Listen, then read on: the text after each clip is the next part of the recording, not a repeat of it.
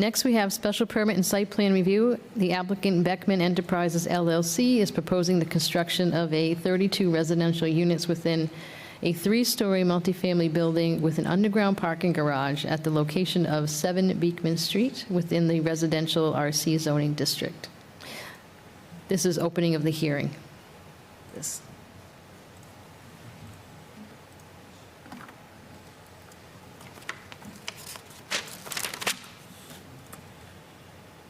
Okay.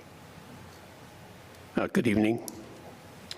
My name is Peter Quinn Architects of Davis Square, Somerville. We've been working on this project for quite a while and happy to bring it finally before the board.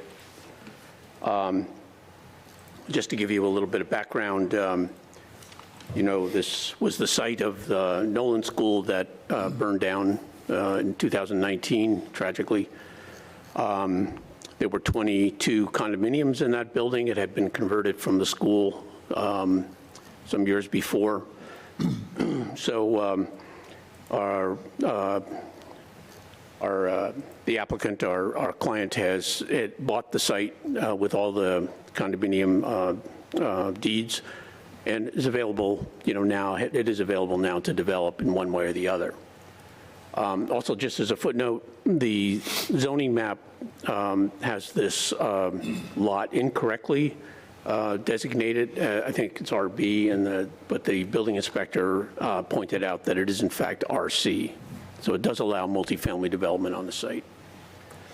I don't know how exactly you'd like to go through this tonight. I think you probably haven't seen this project before, except for whatever we've submitted, so I'm happy to.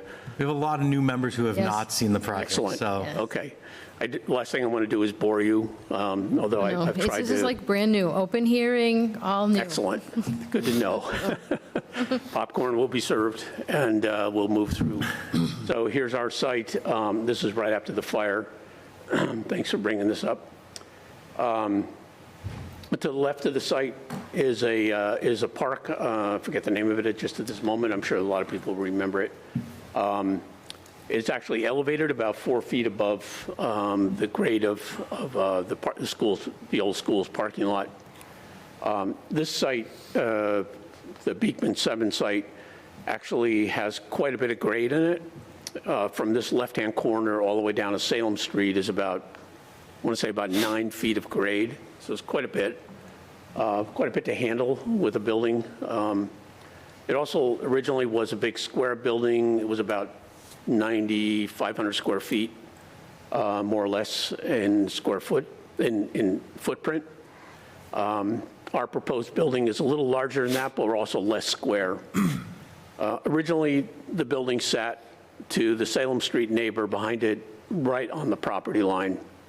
And it also was maybe about 40 feet, maybe about 35 feet from Beekman Street.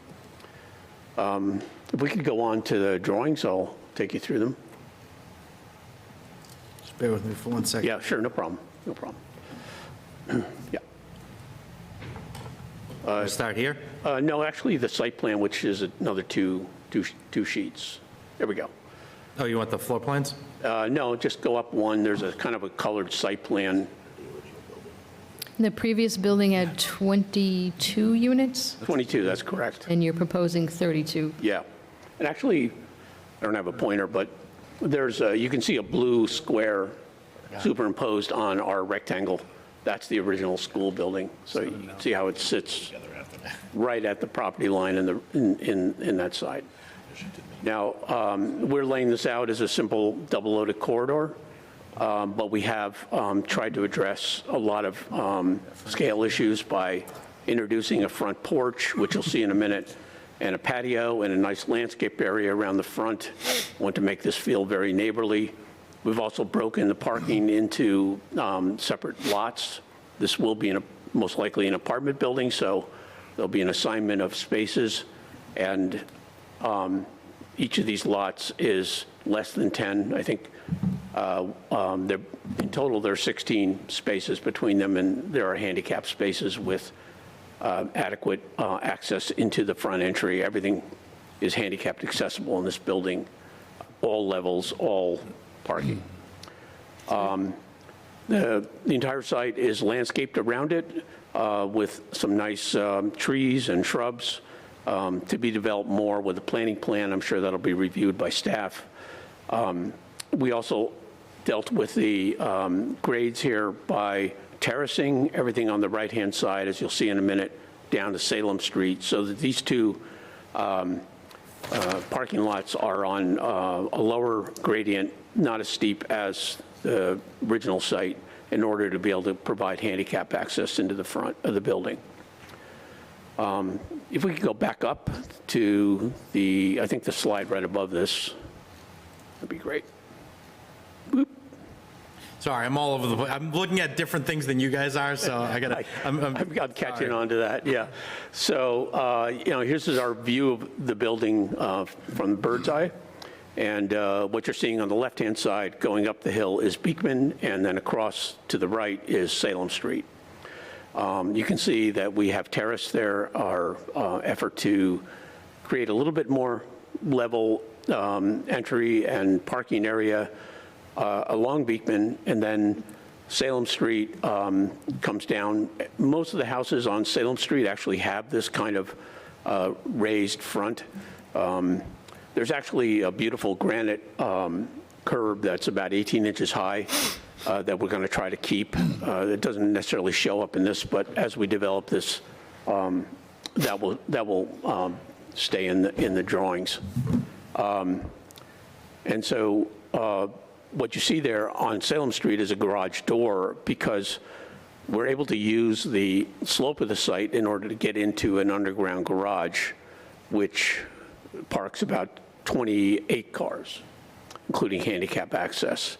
That's serviced by the same elevator that services the rest of the building. It's only about a 1-foot slope, maybe 18-inch slope down from Salem Street into that underground garage, so you can see how we use the site to our advantage. Oops. Yeah, there's a good picture of that. sorry about that. Yeah, that's okay. Right there. Yeah, so you see how it goes. We've also added a location for the transformer. Never want to forget about that, how important it is. This could very well, we're not sure yet, but I believe this will probably be an all-electric building. So we need to make sure we have a large enough transformer for that.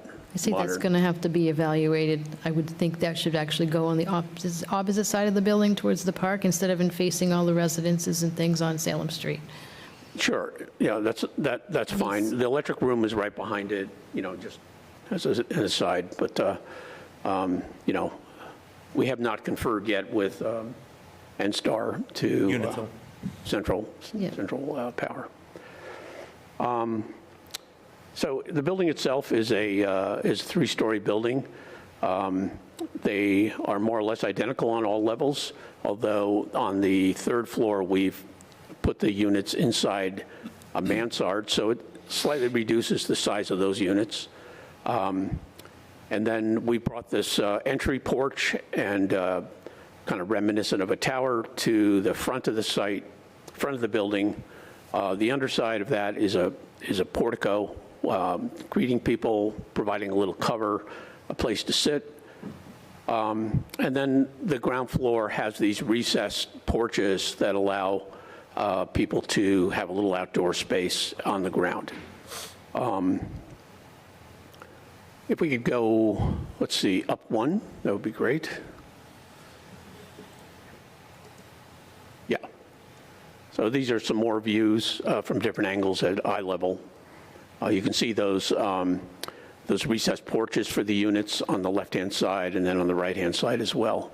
They just provide a little extra for those units on the ground floor. I did have one question about the building height. So obviously, I know how you're calculating the 38 feet, the average grade to the plane of the roof. Yeah. But the parapet's much higher than the top of the roof. Right, right. And Did you run that by the building commissioner? Because you would need a variance if it goes over 40, correct? well, we certainly could lower that if that's the issue. I think we've indicated there what the height of that parapet is. I just can't read it from Yeah, here. it says 48 feet. 40 what? 48. 48 feet. that's from the grade at that point.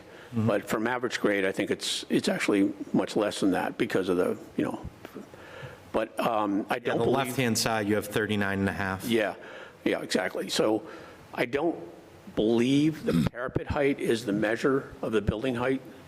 What I read is the roof plane, because it is desirable to have parapets, not only for water drainage, but also to shield all this electrical equipment that has to be up there now. I mean, heat pumps. And there'll be quite a bit of them if this building is approved. So, we can certainly adjust that. Well, it's just ask the building commissioner whether or not, Yeah, for the measurement, whether or not you need to make would need to Yeah. make an adjustment to meet the height or seek a variance. So when we went through the form of intent process, we showed it like this, and not necessarily this 3D, but our model, our elevation show the height. And That doesn't mean it's accepted, though. We need to confirm that, because Yeah, we I'll will. bring up that you are also seeking like a waiver regarding the side setback, that's correct. right? So I'll just say that's also ZBA dimensional, is not the planning board, that's the zoning board. So you may have at least one item, and this could be potentially another on the same Okay. docket, but just want to bring that to your attention.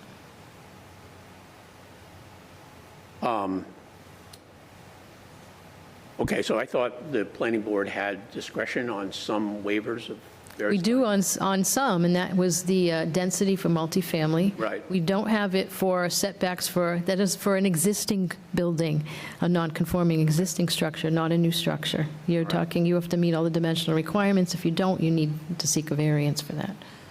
Okay, and the buffer? And we can also reduce the buffer underneath. Buffer's within our Within our purview underneath multifamily. So those two are, but the dimensional is not. Yeah, so diving into that just for a second, if I can just speak about the setback that may go to the ZBA. So, worked in a lot of different towns over the years, but I have never seen a corner lot where you have the front of the building is prescribed as the shortest side. And that's just mandatory. It comes with the zoning. So that means the right-hand side here, which is about 50 feet shorter than Beekman, is the front of the building technically. Salem would be the front of the lot either way. It's the principal roadway. So either, whether it's conventional definition or Right. what you think Salem Street is the front. Right. I'm not really arguing the point. Yeah. I'm just saying that it's a difficult place to have a front because of the slope. So, Oh, yeah. Yep. And, the original designers of the school building, they made the front of the building Beekman, and so, with that, we treated it, we have the adequate 20-foot setback as if it were a front, but it's the left-hand side facing the park that is not treated as a rear setback. We treated our abutting neighbor on Salem Street with a 20-foot setback, but on the left-hand side, we left it as 10. So if we have to, we'll pull it in and get to 20 feet. That's also, I was going to say, you still need to seek probably about that transformer location. It cannot be in a front setback, is that? It should not be, we've been dealing with quite a few of those lately, and Yeah. we don't want them in front or right around residences, because they're going to give potentially a sound. We want to make sure that they're buffered. Probably where it would be potentially beneath the wall on the park would be even better Yep. over there, because then you're at least confining Yeah, the we can work sound, with that. okay? Yeah, we can Aspect, definitely but you need to also have utility access, like be able to access it, the utility Oh, needs yeah, to be able yeah. to access it. So you need to rethink about that, about how you can maybe locate that on the, What we've learned in practicality too is that Unitil is going to have strong opinions on that as well. Exactly. So that's something that we might have to revisit, once you guys are definitive with your utility room location, what Unitil wants, all that sort of stuff. But there should be some screening there. yeah, correct. There should Yeah. be screening and/or sound dampening around it. Completely agree with you on that. We've dealt with a lot of utilities over the years, and they're just getting a lot tougher about, what they want, and, so we'll address that. Yeah, so that was the whole logic behind that particular, that issue with the front setback versus side. While we're on the subject of the waivers, we do have this 50-foot buffer requirement for the neighbor above. And I think if you make the drawing a little smaller, you can see the neighbor's driveway and house at the edge of there it is. So we're about 37 feet away from that house. There's a garage there as well, but I take it that when the bylaw is intended to keep a 50-foot buffer to, a habitable building, not necessarily a garage. So we're at 37 feet for about 30 feet of distance along the length of our building from that neighbor.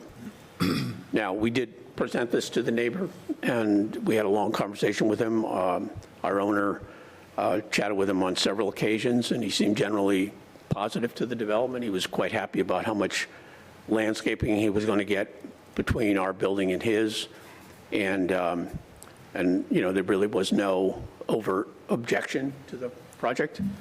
And we tried to be as honest as we could, kind of, showing him the 3D models and the like and how it would affect him. He was mostly concerned about maintaining his driveway. He's got quite a few cars that he parks in the rear, and we wanted to make sure that that was not going to be affected. So we assured him of that. You proposing any fencing to the rear? Are we? Proposing any fencing or just a lane? Yeah, no, it would be fenced with a 6-foot fence, yeah. I don't know exactly how it works, but in Fitchburg here, but, we assume we'll have to present a full landscape plan at some time. At Yes. some point, that would be reviewed either by this board or by the staff. So, we're prepared for that. Just because I was curious, our zoning map, maybe they changed it, but our zoning map does have this RC. Yeah, see, yeah, I know. Well, this is the overlay, but I even checked the map, and the map has Barley, the site in RC. It is confusing. Yeah. But there you can see the old school building, which is Yep. definitely not updated, that part. How many 1, 2, and 3 bedrooms? Yeah, so I think we have that on And do you the, have any handicap dedicated, like handicap accessible? so we'll have, with 32 units, if we're fortunate enough to have that, we would have 2, what they're called Group 2A units, which are fully decked out for handicapped accessibility. And everywhere else, all the other units are convertible, in other words, they could be adapted for handicapped access. So that's how it rolls with the MAAB, the Access Board regulations. The whole building would be handicapped accessible. This is one of the goals that our client has, to make it so that nobody can be, everybody can live here. Anybody can live here. Of course, there's going to be some affordable units as well, which I believe is 10%, if I read correctly. So I did want to Yeah. bring that up. I read your document from your community meeting, and I was very confused because you seem to imply to the neighborhood that affordable units are required in our zoning. We don't have inclusionary zoning in Fitchburg. Okay. Unless you read something I'm not aware of, and I've been over our ordinance about 1,000,000 times. Well, I think we have evidence here that AI produces junk information sometimes. Okay, yeah, because, I mean, have it's not uncommon for developers to do it in order to get certain types of financing, but Right. usually that's the mechanism for it. It's Yeah. not usually a required component of our ordinance. We're. Depends although where you are. The You're right, it location. does. We do have smart growth and other 40R and Yeah, other aspects right. where it would get triggered. I mean, we see these as a kind of at a reasonable, these are not luxury units. This is going to be a good price point. We're trying to add as many amenities and positive features as we can for, what would be a modest apartment building. What So are that- those features? So as I mentioned, the front porch, the fully adequate parking, actually exceeding what the city requires, the handicap units, Building has trash chutes, trash rooms, and it's managed. Some of the units have outdoor spaces. There's an outdoor patio in the rear where, the members tenants can gather to have outdoor barbecue or rent the space or something like that.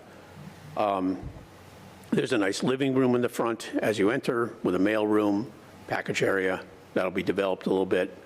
Just having a building that is completely accessible with an elevator, it really makes it quite appealing to older people, people with families.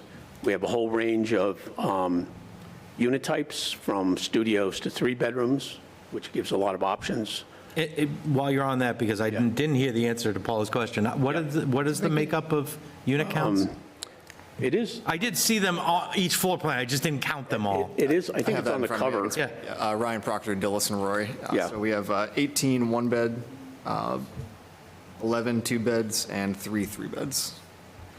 And there's 1 studio in the front. 1 studio, excuse me. Where is I know you have the lobby area, you said you're going to have a mailroom area, is that? Yeah, so Where is there's- that located? as you enter from that front porch, you go into that square right there. That is the front lobby. So it'll be set up like with furniture where people can sit and greet each So other. it's not a separate room, it's just in the lobby? Yeah, but it's a generous lobby, it's not a hallway, it's, Mm-hmm. it's, Now, is this the area where everybody's supposed to bring all their furniture in? yes, this will be the main, entry for the building. Do you have any type of gathering space or area for folks? Like Inside the building? Inside the building, so you can have some type of, they can have an event, else they're not going to fit everybody in their unit in some areas? That we don't have, other than that the front lobby could be used that way. And I was going to say, pets? How are you going to handle pets? Because there's signs on the park, no pets, no dogs. So that is not an appropriate area to be bringing the dogs, so where are you going to do that? This is an ownership question. I'll stay neutral, I have a dog, so full disclosure, so Pets. I do have some in my house. this is, What was that? Can you please say? Yeah, you got to step into the mic. I'm hoping to add What's your a name? pet area. Pet relief area? Yeah. Yeah, my suggestion would be that when we Yeah. get to the point where we're ready for landscaping, that you would delineate it on landscaping plan. yeah. Because I do have some. Because obviously, even if you don't allow regular pets, surface animals are inevitable at some point. Absolutely, yeah. In for that. So you're going to have trash in the recycle collection room, so there will be no dumpster outside? Trying to avoid that. If I could put the transformer inside, I would do that too. Peter, I did have one question for you about your lobby. Let me zoom in because it's easier for me to see on my computer than it is for everyone else. This lobby, oh, sorry, I'm still paused. This lobby area here, which is theoretically the main entrance. So you have stairs here and you have the elevator here. So Yeah. I assume there's a grade difference between the first Correct. floor, or is that stair to the second floor? Meaning, will you No. walk in and have to go up a couple stairs to get to the main level, the first floor? Yes, that's so we can provide handicap access rolling right out of the parking area. Yeah, so your elevator will actually have a half stop, so it'll Exactly. go up 6 feet, stop, and then go to the top floor, and then go down to the basement? I think it's just about 2.5 feet. Okay. But we didn't want to dig too deeply into the hillside in order to create the underground parking, which we really haven't talked about, but, that's an expensive thing. The site right now has I'll kind of circle around to this question. The site right now has a lot of rubble on it because when the building was demolished after the fire, it was a lot of the foundations were left in, rubble like in the ground. The original school had a full basement. Was there an environmental assessment done on that site? I would have to ask Josh about that, yeah. Is there 21E, did they do any environmental assessment on the site when, because I I'm mean, aware of it. okay. Not that, I mean, I maybe Peter could tell me, but aside from the school, was it something before the school?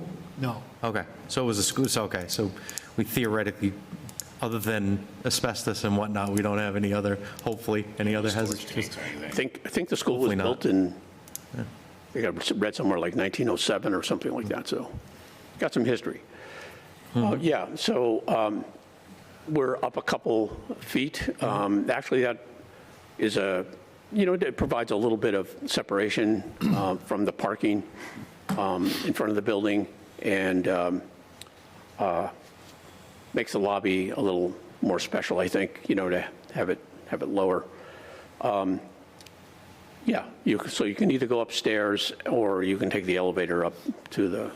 The one practical suggestion I would have to our chair's point a minute ago was, you might want to think about having a double door at the top of those stairs, because furniture, that's one of the complaints we always, even with modern buildings, like doorways and that hall looks plenty wide, but doorways aren't wide enough, and Yeah. it's, you might save yourself some dings and dents if you have double doors there. So, It's interesting, the elevators keep getting bigger and bigger, and it's not the moving that drives it, it's the bicycles.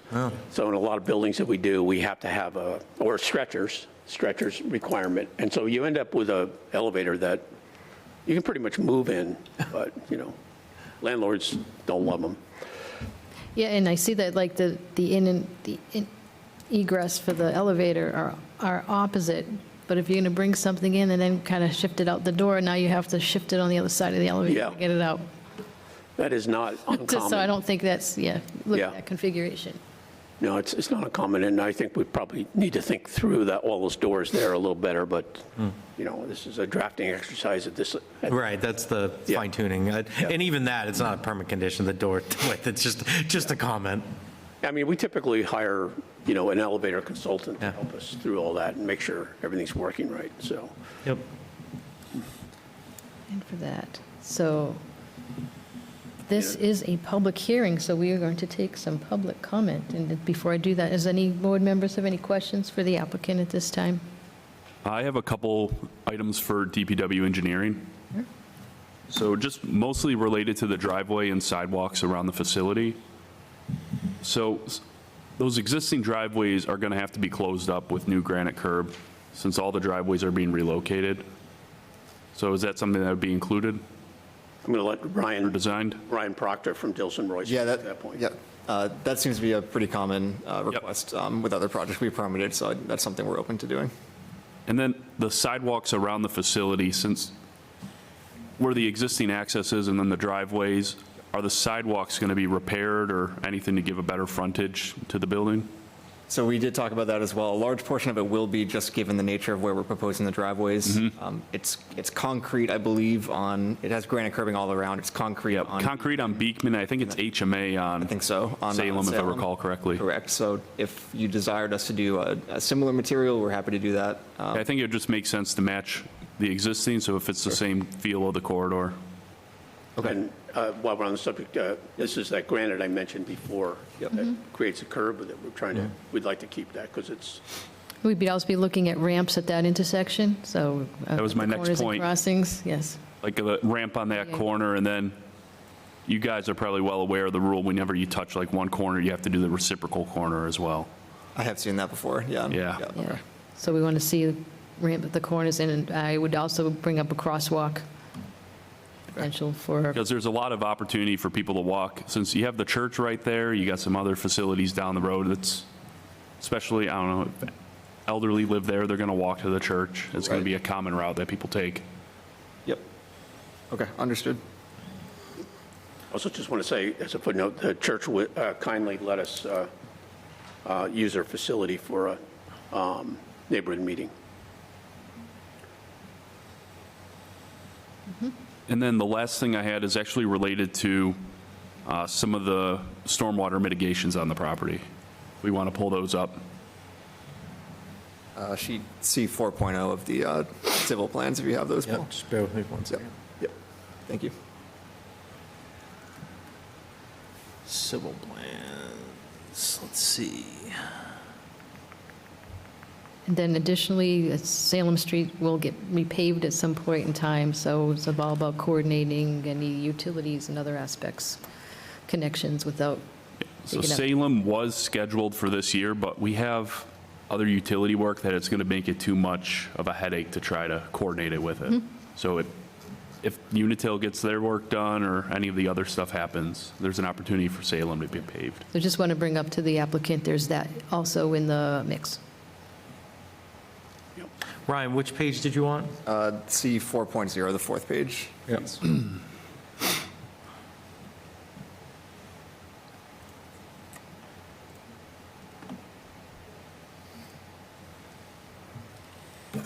Let me know, I can zoom in on what you, if you just want the site, I'll zoom in on this. Yeah, so just for context too, and we didn't talk about it yet, but we are proposing to capture and attenuate all the roof runoff through a system of roof headers into 2 subsurface systems that will be installed underneath the proposed parking areas that are located off Beekman Street.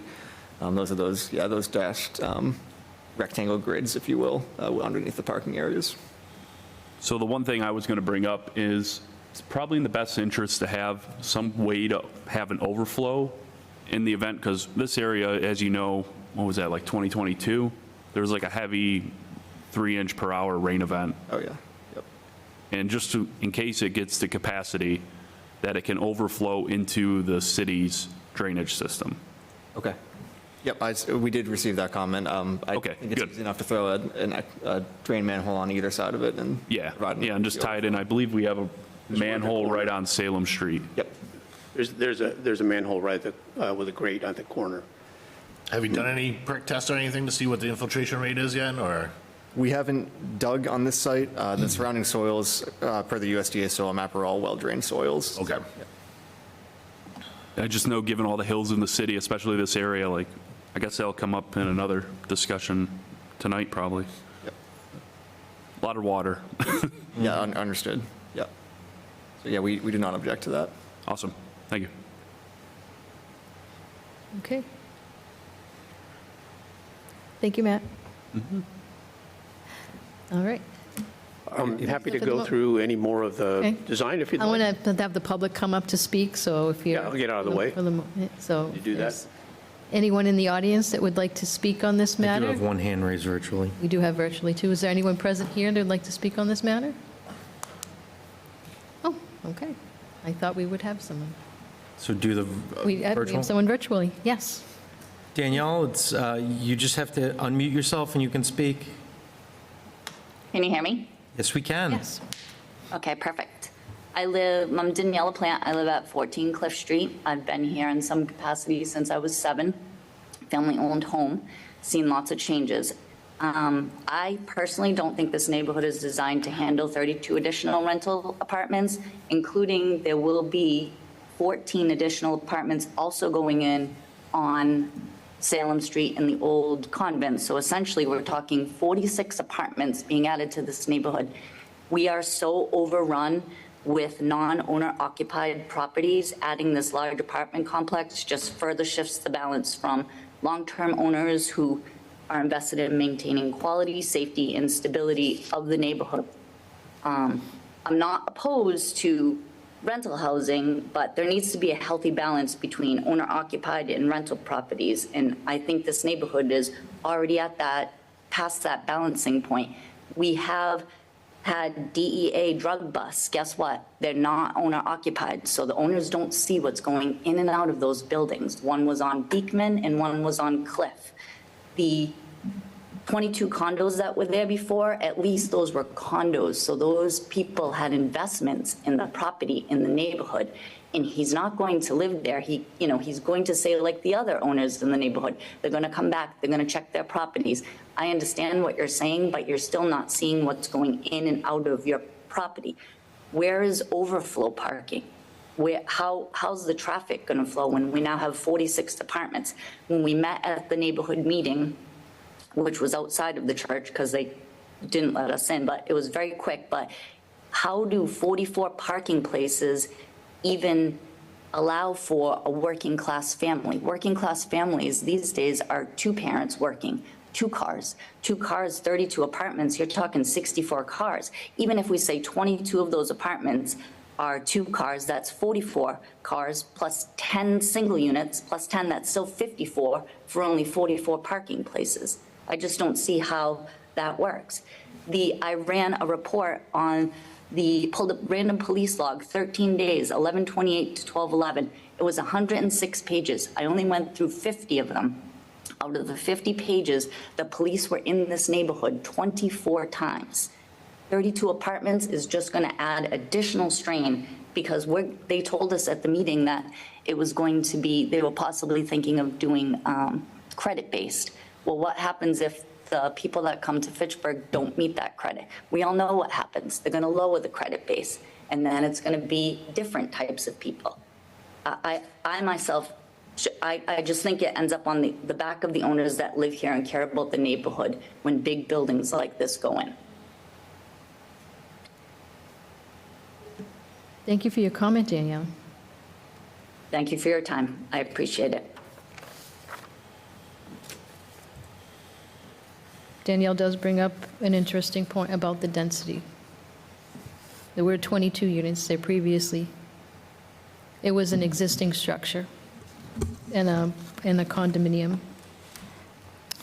We have, on this new construction, the density units per acre is 48.5.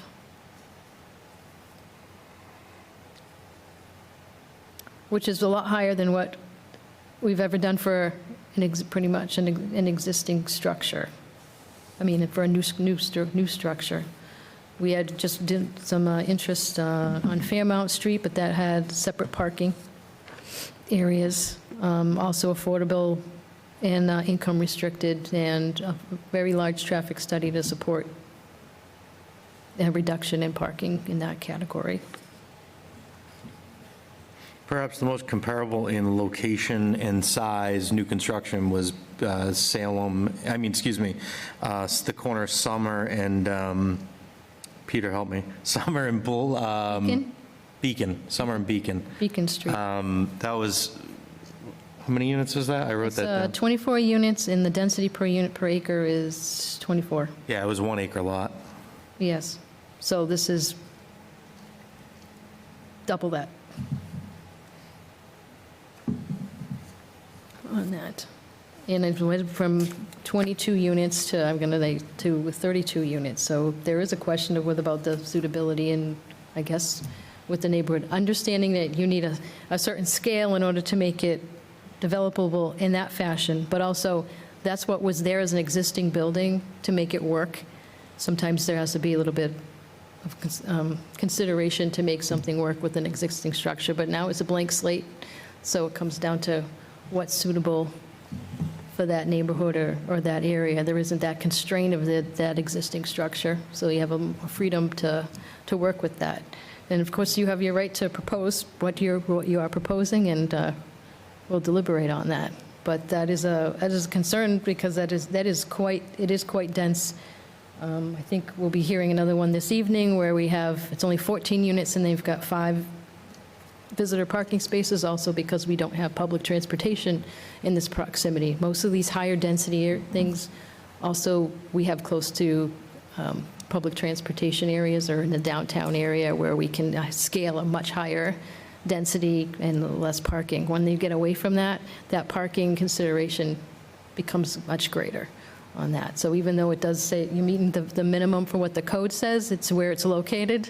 And again, that overflow and visitor parking, and how's that going to be accommodated? So that's also going to be, I guess, a question and deliberated, because you've got, let's see, required 41.5 spaces and you've got 44 spaces. So that's not even 5 spaces over, and we're talking 14. So it's like even double that.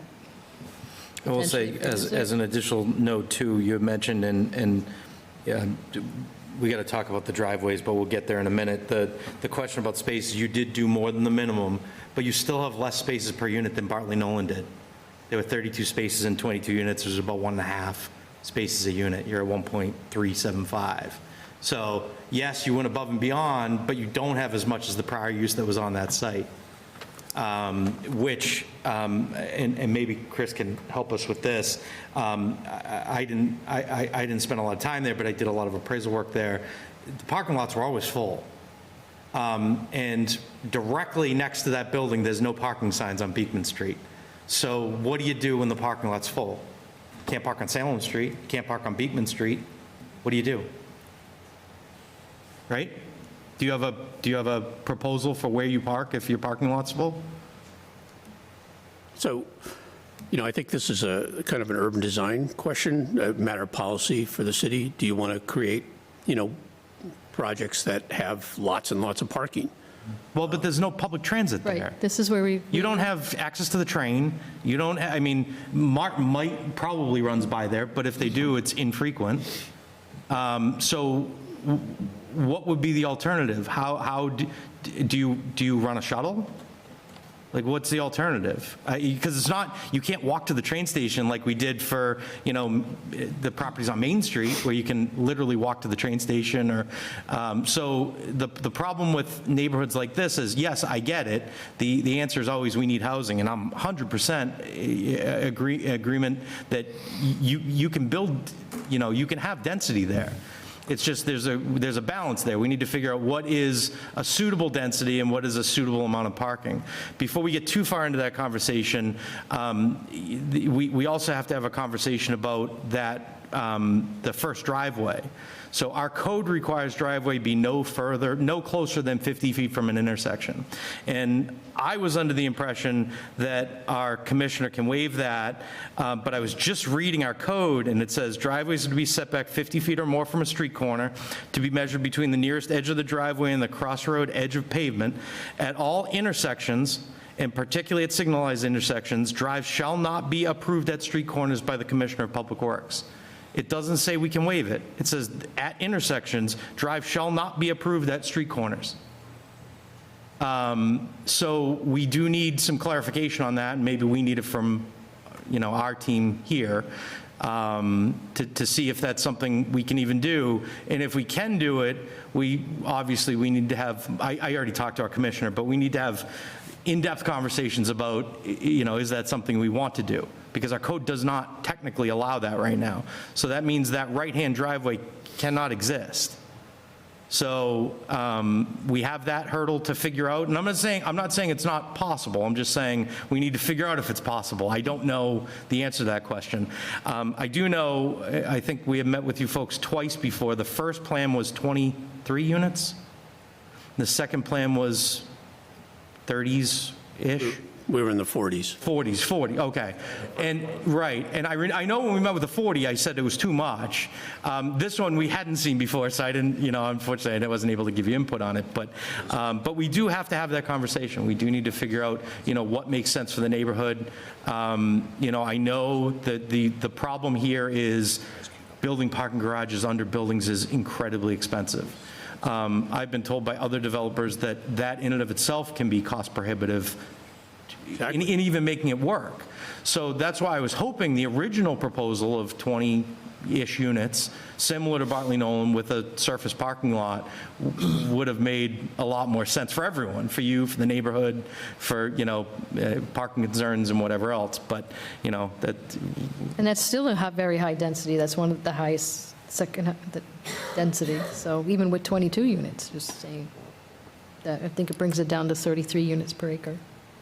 I want to be perfectly clear that that there might be differing opinions on this board. I am all for a significant amount of units, but you have to prove to us that you have adequate parking there and that there's visitor parking, there won't be problems with, because like I said, there's no alternatives there. It's not like people can walk there from downtown. You're 2 miles from downtown. So, we need to figure out, if there's adequate parking there, and, if that makes sense. And there might be, and the board might feel like this plan there is. I'm just saying, that's the conversation we have to have today and, and next month. We do have to, I think the 50-foot point, we need to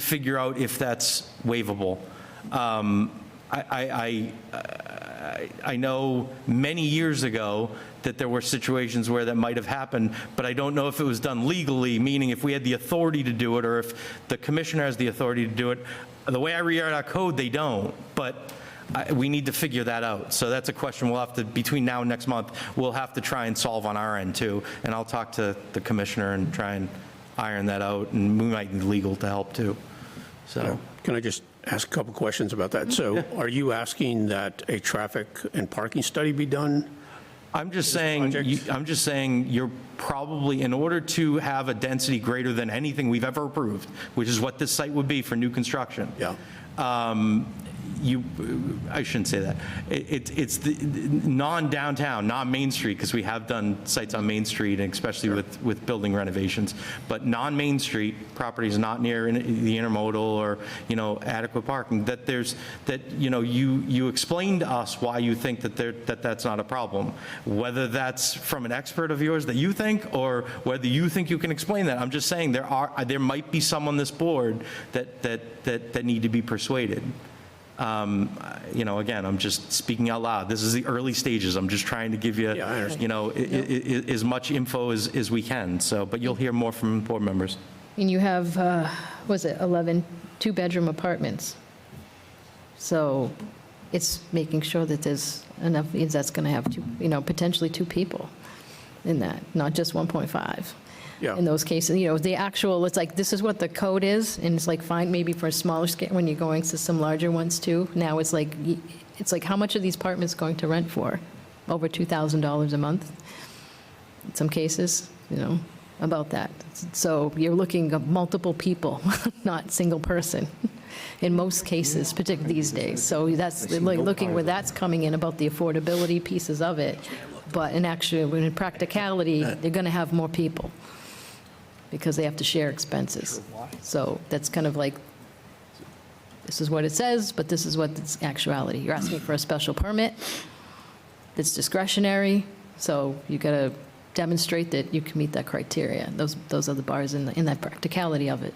So I'm trying to understand if you're thinking about whether 32 is too many units turns on parking, or does it turn on, what the neighborhood opinion about it, or, what? We want to address the issue, so I just want to make sure we do it properly, if you will. One of the things Bartley Nolan had going for it was the main parking area was off of Beekman, right? Which Yeah. is a less traveled road in that area. Now you got your garage completely emptying out onto Salem Street. That's going to build up a queue inside, because the traffic on Salem Street in the morning during the rush is very busy out there. Along with that 50-foot driveway that Paul was bringing up here, is that could also interfere with the line of sight of that coming out of that parking garage and looking on Salem Street, which again is the busier road.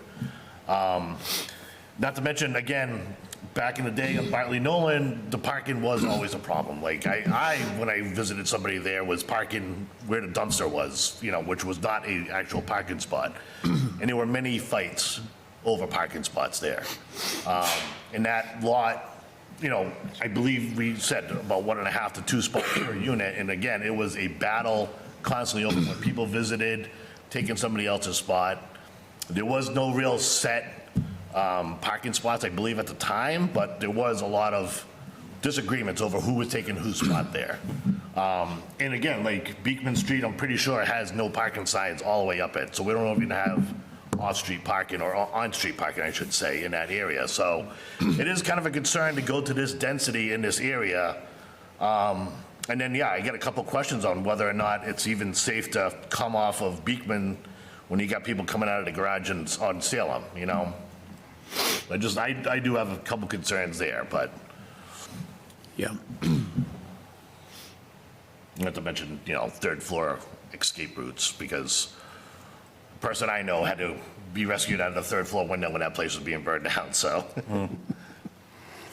Yeah, I was saying to Chris that I was looking on, I didn't know, I see one no parking sign, but I'm looking at several years of Google Street Views, and there's someone parked on the sidewalk, but you could see all the way up Beekman Street and no one parked on either side. Yeah. So my aside from when aside from when people were filling their cars with their belongings with the fire department, which by coincidence happens to be the street scene, I don't think you can park on Beekman. So that, certainly something, we probably want to have some input from FPD to see if, if there's a reason for that, and B, if that is the case, if there's no parking on Beekman, if they're satisfied with, a building this size, that it has adequate parking, because it's not just parking for everyone that goes there, it's parking for, on a Saturday, 2 people have a birthday, and you have 15 cars there. Where do people park? Where do you go? And I'm not saying it's your responsibility to park everyone that comes for every party,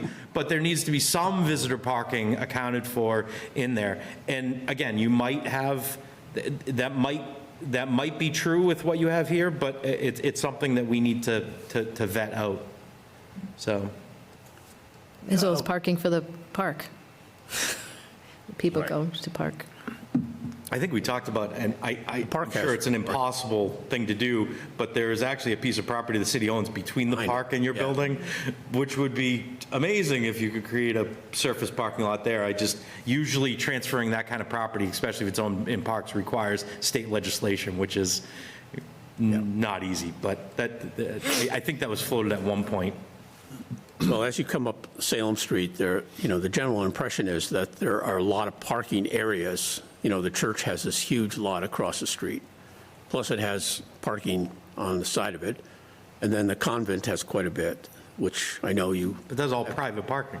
it is. But, most of the time that church parking lot sits empty. Yeah. And it creates this field of asphalt. It's a general impression, that the neighborhood is basically a parking lot. So it's ironic that we're here tonight discussing parking in the area when there's so much actually available. Well, because it's not really available. I know. No, it just looks like it is. I know, because our next applicant has asked, if you ask the Roman Catholic Church, they'll allow you to do it short-term, but they will not guarantee long-term parking there. So, And we need how it- do you know it's going to be there in 5 years? We're permitting something forever, is what we're doing. So how do you know that parking lot's there? I mean, the 2 buildings down is getting renovated. The church at some point could get, I don't know, could get reconverted to Well, something. the old school could, Yeah, right.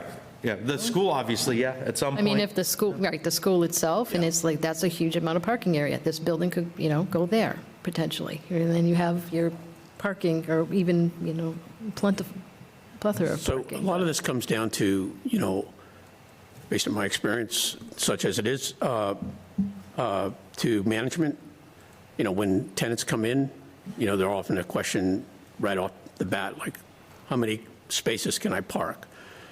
So, Joshua here, as the landlord, has the ability to, vet tenants. If they have too many parking spaces, too many cars, they just get told that this is not the right place for them because there's no place for them to park.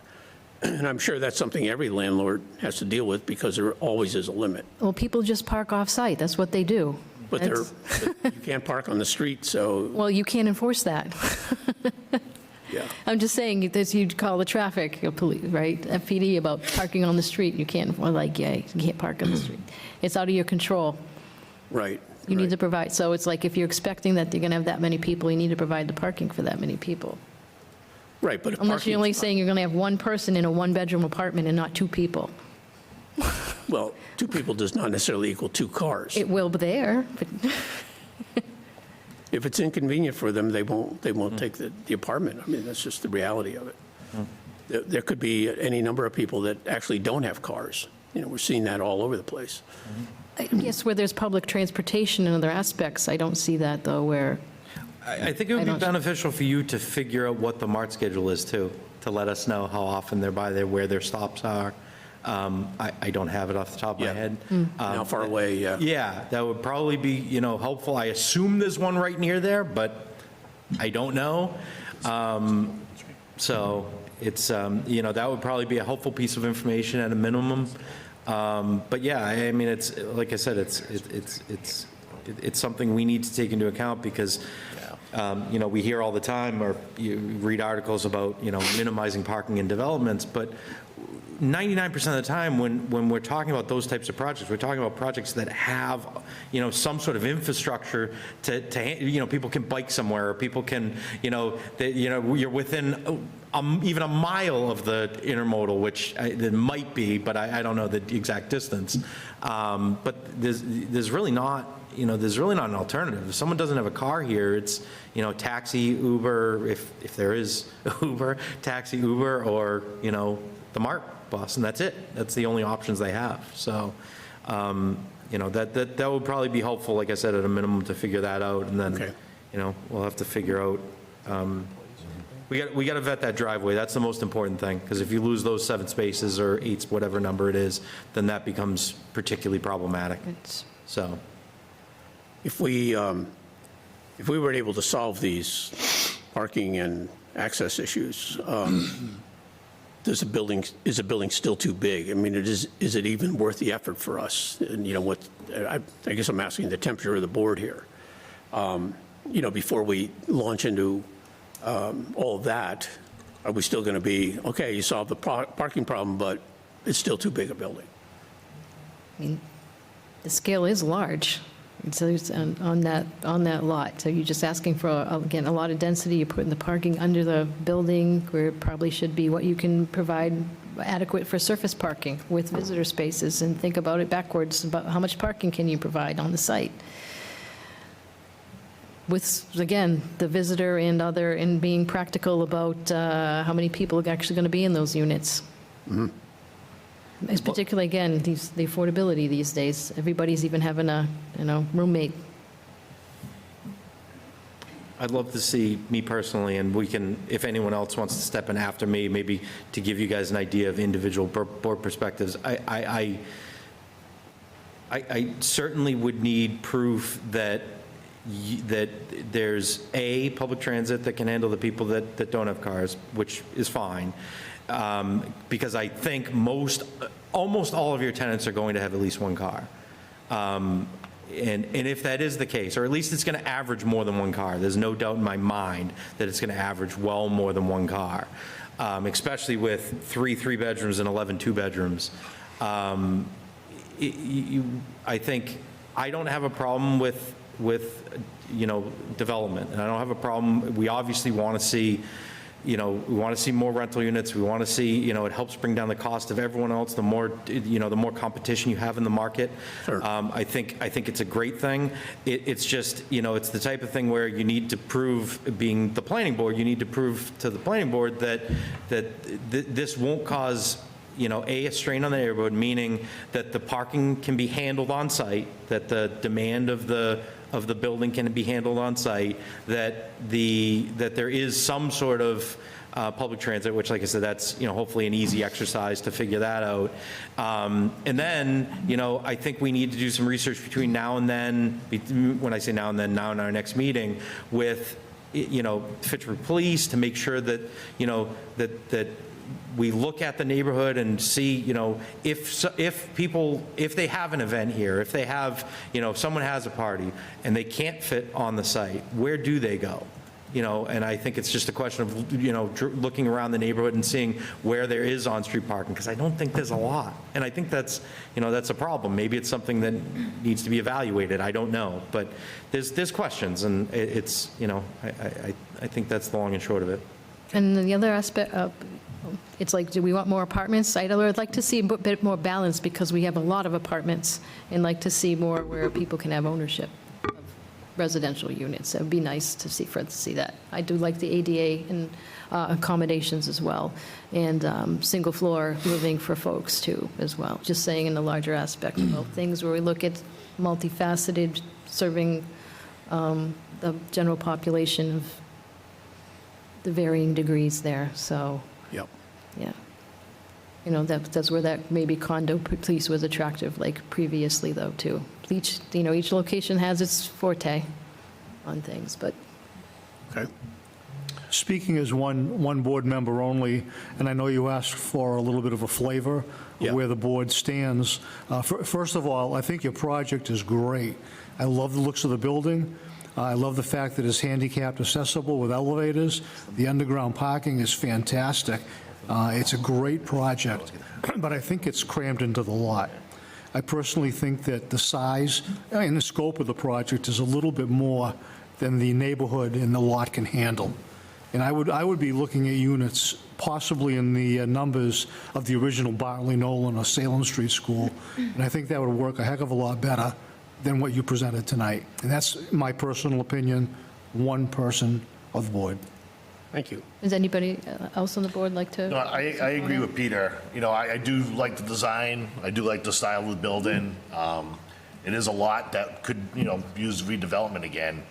I would almost suggest informally scheduling something with the zoning board, because you're going to face higher scrutiny on that board. Because if you have some zoning waivers you're going to have to request, that's a whole nother board. You got a whole nother set of eyes that are going to have a lot of opinions. You might want to set up an informal, just to gauge the temperature on that board too, before we probably go any further, because there might be some changes they're going to request.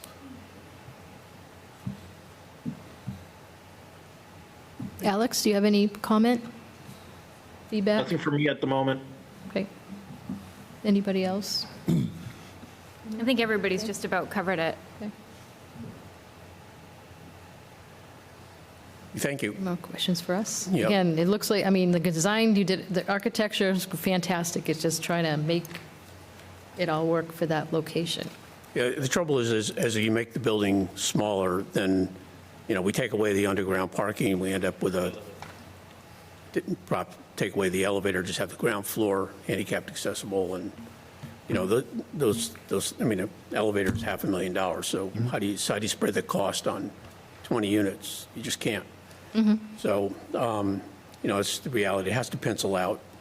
A lot of projects don't pencil out, as you probably know. So, you know, we have to look at that really with a cold eye.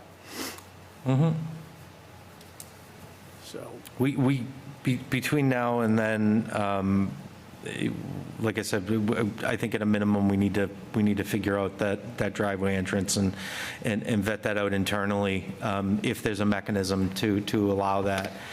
So we can, you know, try and handle that between now and next meeting. And, you know, you guys can decide kind of if you want to, you know, propose this, answer some of the questions we have, try and, you know, modify it with whatever concerns that were already brought to your attention, and then we'll go from there. But we also, like I said, we got to, I think FPD should also be somewhat involved, and fire for that matter. We don't have any comments, I don't think, from fire.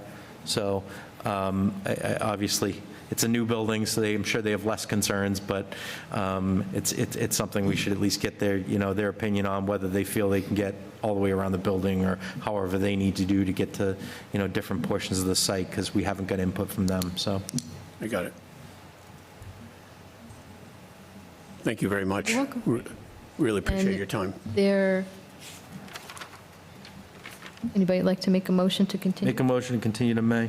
Second that motion. Motion's been made with a second by Chris to continue. All those in favor say aye. All those opposed say oppose. Roll call vote. Peter? Aye? Paul? Aye. Chris? Aye. Alex? Aye. Amanda? Aye. Eric? Aye. Paula? Aye. Thank you. Thank you. Good luck. Thank you.